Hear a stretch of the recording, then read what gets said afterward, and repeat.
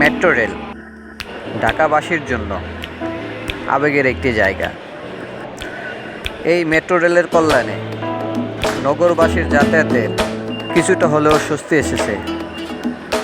Metro রেলে উঠতে পারলে তার গন্তব্যে সঠিক সময়ে পৌঁছাতে পারবেন। নেই কোনো ট্রাফিক জ্যাম, নেই কোনো গাড়ির হর্নের শব্দ। জনজীবনে হলেও একটু আরাম এসেছে যোগাযোগ ব্যবস্থাতে।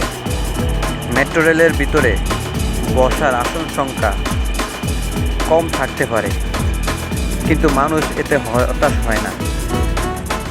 মেট্রো রেলে ওঠার সময় এখন যাত্রীর অনেক চাপ, তাই একটু ধাক্কাধাক্কি করে উঠতে হয়। ওঠার পরে আপনার গন্তব্য নিরাপদ সময়ে পৌঁছাতে পারবেন। সঠিক সময় গন্তব্যে পৌঁছার আনন্দ বলে বাসায় বোঝানো যাবে না। যখন মেট্রো রেলের স্টেশনগুলো 2 মিনিট পর পরে আসে, তখনই মনে হয় আমার স্টেশন বোধহয় সামনে চলে এসেছে। নেই কোনো ট্রাফিক সিগন্যাল, নেই কোনো ট্রাফিক জ্যাম।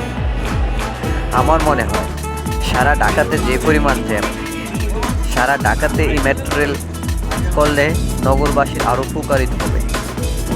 এখানে একটু লক্ষ্য করবেন, মেট্রো রেলের ভিতরে কত মানুষ, দাঁড়ানোর জায়গা পায় না, কিন্তু এখানে উঠে কেউ হতাশ নয়।